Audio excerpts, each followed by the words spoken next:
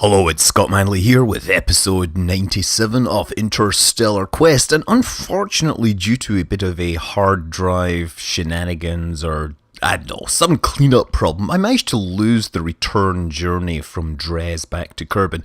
But that's okay, because really the really hard part of that was, of course, landing this thing. Originally I hadn't thought about landing it, but I figured out it does actually have high enough thrust to weight ratio. After all, it did take off from the planet. So I thought, well, let's try landing the whole thing as part of this test flight.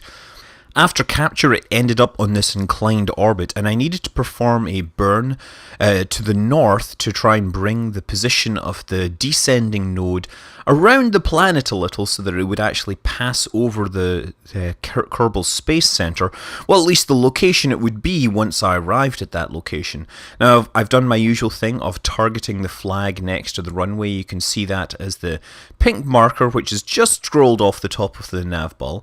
Since I simply want to rotate the orbit without adjusting the apoapse or periapse, I want to burn along the normal vector, or the anti-normal vector, but in this case that is the normal vector. The normal vector points north when you are going anti-clockwise around Kerbal, i.e. the same direction that Kerbal actually rotates. Now, to actually land over the space center, I set up a maneuver node, and then I basically use it to cancel out all orbital velocity, and that tells me how long my burn time will be. And then to actually come down over the space center, I begin burning exactly 50% before and run at 100% thrust. And that should put me more or less falling down vertically over the space center when I get there. The other thing to do is to make sure that my nav ball is in surface mode rather than orbit mode, so that I don't overcompensate and cancel out my orbital velocity to zero and then realize that the planet is still rotating underneath me at 200 meters per second. Now, this is actually a hugely dangerous maneuver because I don't have a huge amount of torque available to rotate me if I become aerodynamically unstable. I haven't actually figured out what way this thing will rotate if the atmosphere really starts to grab hold. So I need to keep my longitude, my positional vector, very close to my velocity vector, at least once I get very low down. If I come down too aggressively, what might happen is that the requirements for pitch or yaw might exceed the capabilities of the spacecraft, and it will rotate into its naturally stable position without me having any control really other than the thrust, which of course could be very bad if that natural orientation was pointing the rocket straight down towards the ground. Perhaps I should have fitted some parachutes or something on this to at least make sure that it stayed nose up, but I did not see the need for parachutes on a cutting-edge warp drive capable spacecraft. How stupid of me. Another possibility would be a deployable air brakes, either at the top or the bottom. That way you could make it neutrally stable for any descent pattern or ascent pattern. Thankfully you don't need to watch this at regular speed. I'm running it at 12 times regular speed. That's the fastest I can do with my video editing program. My descent speed is now about 10 meters per second. It's very, very slowly. We want to touch down as carefully as possible because these little landing legs have to handle quite a bit of weight, a surprising amount of weight. But they are up to the task. After all, we did launch sitting on top of them. See, I'm going to go back to regular speed just so you get an idea of how slow this actually was. I've picked up quite a bit of horizontal speed. I need to slow that down a little. My vertical speed is about 300 millimeters per second. There we go, slowing it down now. 100 millimeters, 30 millimeters per second, and that is us touching down. A glorious new chapter in the Kerbal's space program. Now, from the newest to some of the oldest, remember the Eeloo Explorer space probe which I sent out to the distant planet of Eeloo? Well, it's now making another burn correction. Now I had this maneuver node sitting in my sitting in the capsule. I don't know, the navigation computer, I guess is what you call it. It's been sitting there for years waiting to get done, to be applied. Of course, it's using one of those nuclear-powered rockets. I don't know how long ago I built this thing. Somebody will probably remind me what episode I actually launched this. I mean, I think having tested the warp drive ship, Before I finish all this out, I should probably clear out the rest of the missions that are in progress. Make sure that we actually verify their success or failure before we begin the grand exodus of the Kerbal race to another solar system. We have no need for any new spacecraft, but of course, for curiosity's sake, we'd like to know how those ones behaved. So after performing the burn, you can see that I didn't actually get the intersection. Clearly, when I saved, the orbit was slightly off or something like that. So I then just start making some manual burns to make sure that the spacecraft actually encounter each other. This is all just me guesstimating my way through to bring these maneuver nodes next to each other here. All I'm doing here is burning towards the sun and trying to keep the ascending node in the same location so that the planets essentially line up and we get an encounter. Excellent. 300 days away. So at this rate it'll be another 100 or so episodes before we get to see that to land. Also on its maiden interplanetary voyage was the Draco spaceplane. Remember, it had landing legs that were designed to be used on certain planets. So yeah, this one was heading to Moho, and it actually did it via a little more circuitous route, a little slower trajectory than the spacecraft that we sent to Eve. Archibald and Albus don't mind, they have plenty of life support. They could happily live in this thing for 100 days or so. They've got space for 4 and there's only the 2 of them. I still haven't seen a mod that discourages spam in a can spaceship design. You know, if you're going to send a crew all the way to another planet, you don't want them to have an absolutely tiny amount of space to live in. I'm thinking now that you can have reputation hits for crews that are stuck in a capsule for too long without any free space to move around. And they could, when they get to the destination, they could choose that they tell you that they don't want to EVA and they don't want to perform science experiments or various other things. They just want to go home.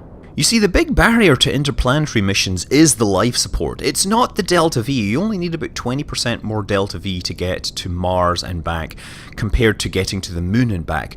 Now 20% of course still means a huge rocket, but the problem really is that if you're going to have a crew of 3 or even 6, then you're going to need a bigger capsule, you're going to need living area, and you're going to need life support to keep you alive for 2 years. The only thing that we have that will keep a crew alive for like 2 years is the International Space Station. So if you're talking a Mars mission, you're really talking about sending something the size of the International Space Station to Mars and back. Anyway, Archibald and Albus, of course, aren't spending nearly that long in space. They've only spent about 30 days, less than a month, and they have plenty of room here. So they're burning themselves, or they're performing a retro burn to capture the spacecraft. They actually see that we're flying very close over the pole, and this is highly desirable because there is a particular feature on Moho that I believe we would all like to check out and investigate. A feature which is rather mysterious. It's almost as if it was handcrafted by a higher consciousness. So with the capture burn over, we're going to fly about 13 kilometers over the poles. That will be high enough that we are not going to encounter any mountains. What a beautiful view it is from here, watching the planet come down and temporarily eclipse the sun. Now we're 70 kilometers up. It's time to turn around and arrange to retroburn. Now you can just about see the little white spot that is almost exactly on the pole of Moho. Actually, it is on the pole of Moho. Moho Polo is actually kind of hard to say. Okay, so here we come down, and what we're looking for is the North Pole here. And as I'm coming down, I'm realizing there it is there. That's what we want. Unfortunately, the terrain does not look particularly conducive to landing. It's going to be really hard to pick a landing site, so I don't think we're going to be sending crew into it perhaps, but we're going to try and look for a nearby flat land to aim for. And there is a crater over in that direction, so that's where we're going to go. Turn the spacecraft to accelerate sideways. This is not the most efficient landing that we have ever performed in Kerbal Space Program, but it doesn't have to be. We have space-age drive technology that just goes on. Oh my god, it's the Mrs. Doyle of spacecraft. And if you don't get that reference, then I am very sad for you, because it means you have not seen Father Ted, which is the greatest comedy show ever created. It's by the same people that do the IT Crowd, but instead of being a bunch of nerds in a basement, it's a bunch of priests living on an island.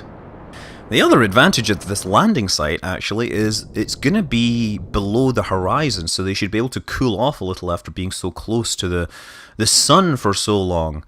So now we're coming down over the location, and yeah, you can see the surface display here telling us that we're actually very close to what would be called average sea level for Moho. Not that it has any seas, at least not any that we can find. So turn the lights on just so it looks a little more photogenic, and we're being very careful, of course, once again.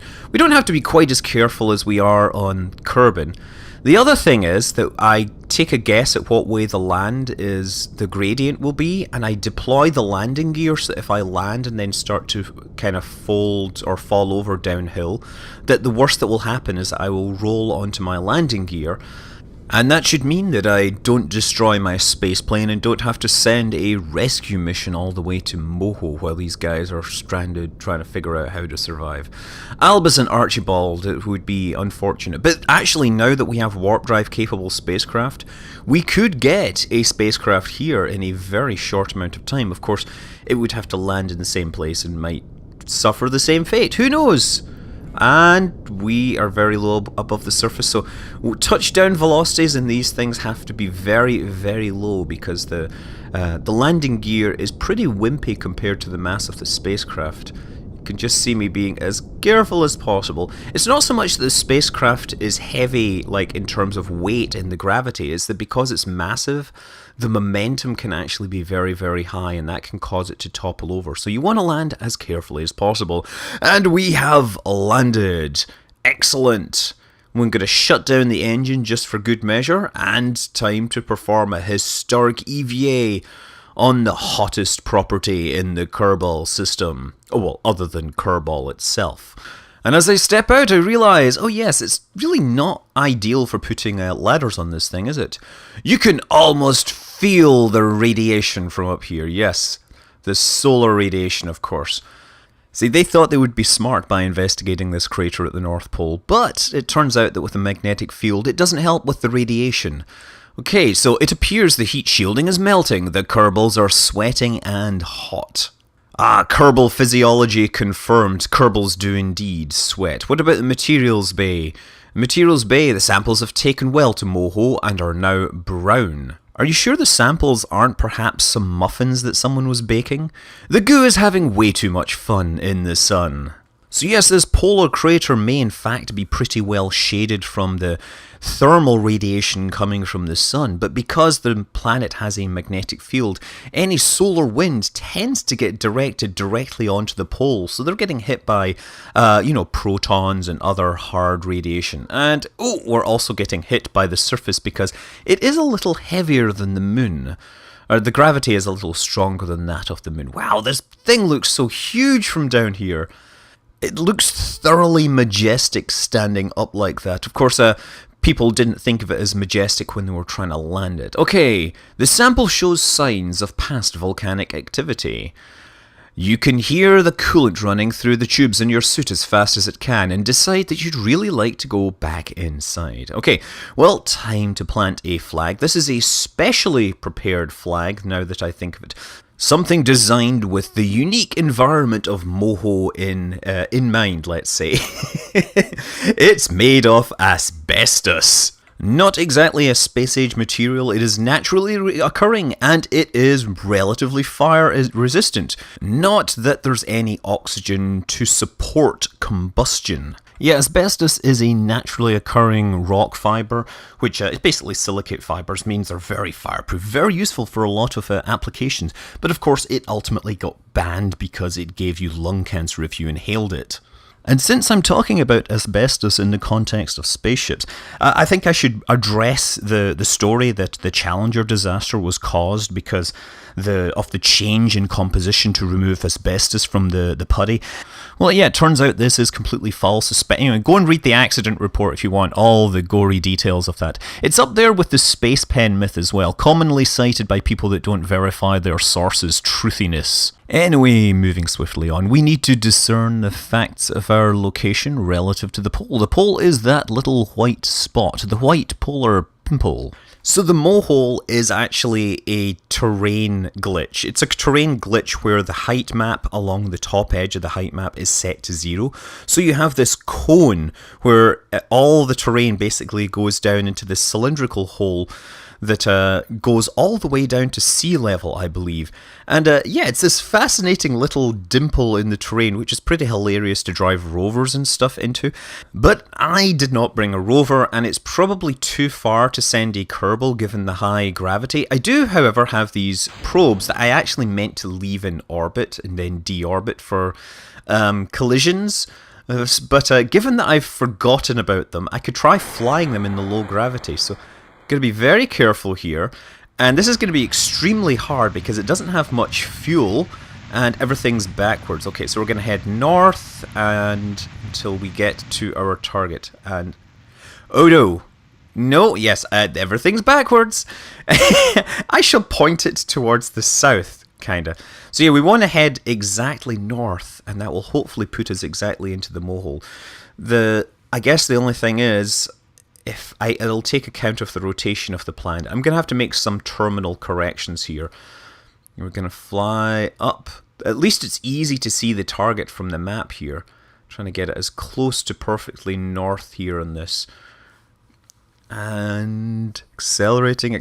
Maybe I'll run out of fuel before I get there. As long as I get it in the vicinity, that'll be cool. If I put it down to the middle, that'll be even better. If I get it, I don't know, let's see how far down into the Moho I can get it. Can I get it below 5 kilometers? Get it below 3 kilometers, 2 kilometers, 1 kilometer? Place your bets. Actually, that would be a fun challenge. You could do Moho Golf, where you have a probe that is only powered by Separatrons, so you fire them once and then you have to see whether you can land it in the Moho. Might actually just make some videos of that just for fun. Okay, so my spacecraft is flying up. It is totally minimal. It has no types of sensors or anything on it. Not that it would actually affect its delta V or anything, because of course those science experiments are all massless. Okay, we're flying over the top here. Now, a lot of people debated whether the Moho was actually part of intended to be part of the game, I guess, and people were somewhat expecting it to be fixed at some point. But now with the latest release 0.90, it has become part of the Kerbal canon, so to speak. And by Kerbal canon, I mean the story, the background story, not the giant cannon they used to shoot rockets out of for testing. So yeah, so there is now a biome which specifically references the Moho. So even if it's a glitch, the developers can't remove it now. It's part of the game. Now I'm falling towards a hole, and it looks to me, based on my acceleration, that I think I'm going to come in too low here. So I'm going to start ascending just a little. Not so much ascending, but I'm going to flatten out my trajectory so I slip in sideways. It's really hard to tell because the surface doesn't really respond, or the map doesn't really show me so well where I'm going. It does at least look that I'm heading in the right direction, heading towards this strange construction which looks man-made. Perhaps I could weave this structure into some story involving Lambert Kerman, who was of course turned into a cyborg by the aliens that want Kerbin for their own. Okay, so now you got to shut down my lateral velocity, and this is where it actually gets very hard because I'm falling into this very, very quickly and need to kind of just figure out what way to go. Everything is ass backwards. It's really hard. Come on. Okay, there, we've got to go this way. Don't hit the side. Oh, come on. Yes. Okay, we're down below 1 kilometer. Oh, no, we're not. Wait. 1 kilometer. Oh, wow, and only just. Impact recorded. Science report can now be accessed from one of your seismometers. Wow, that was pretty impressive. I wonder Yeah, I wonder actually, I gotta try that again. I gotta try the Sepatron thing. That would be a fun game. Yeah, I think I'm going to try Moho Golf at some point. Okay, collect impact data. The debris impacted into Moho producing seismic activity. From this data information in the structure, etc, etc. So we have a lot more science. Not that we need it anymore, but we can actually use it for upgrading things like warp drives and computer cores and things like that. Okay, the second one. Let's see if this one can do any better. I only brought a couple of playthings with me. These will have to do. Okay, and I'm very lucky that the probe cores work in this gravity. If they didn't, that would be somewhat problematic. Okay, activate the engine and roll out of here and then fire. Yes, there we go. Now we know to actually go in the right direction this time. So maybe, since I'm going in the right direction this time, I should get there with more delta V and perhaps be able to get deeper into the Moho. Of course, this time you're getting to see it all run at 4 times regular speed. I thought I would extend the antenna. Couldn't make it work. I'm not sure what's going on there. Probably something that's broken, just like everything else in this install. As much as I've loved playing through this, I will be so glad not to have this incredibly glitchy set of mods and having to answer all the questions about how to install them. Okay, here we go. So the Moho proper starts at around 5 kilometers. So just even getting down below 5 kilometers means hitting the Moho. Now we're kind of going sideways. Okay. Where are we going here? Oh! Wait, who put that wall there? Oh, man. Okay, well, there we go. Obviously, the first shot was Archibald's and the second shot was Albus's, so Archibald wins. So yes, we've reached the end of this episode, and it'll be the last episode before Christmas, so happy Christmas, everyone. See you in the next episode. Until then, I'm Scott Manley. Fly safe.